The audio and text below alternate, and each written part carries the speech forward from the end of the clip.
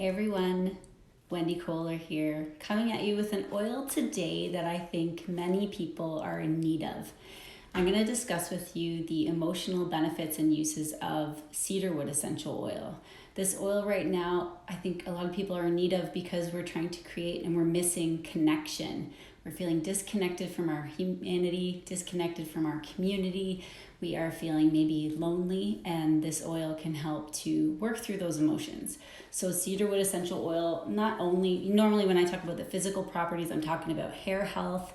It helped me with my alopecia. I'm talking about great sleep. I'm talking about it as a bug repellent and something to use for relaxation. But let me read to you some of the emotional properties from the Essential Emotions book that I love to share with you. So cedarwood is an oil that brings people together to experience the strength and value of community.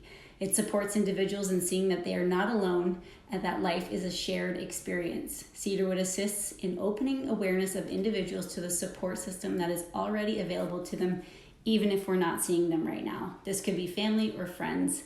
It invites individuals to both give and to receive. They may also experience strength of groups and the joy of relationships. So it inspires us to feel belonging, community, connected. It assists us in opening to the experience of being with other people in this sense. And right now we're kind of losing that connection, aren't we? We're losing that sense of community by being forced apart, by being encouraged to distance ourselves physically and emotionally and mentally and a lot of other things. So cedarwood is an oil that can help you build community, especially if you're someone who's very self-reliant, who really works on individuality a lot. This is an oil that can bring you back together. Here's how I would use it. I would put a drop in your hands and breathe it in. I would also apply it to the bottom of your feet, especially before online meetings or any kind of community gathering when we're allowed to go back to those.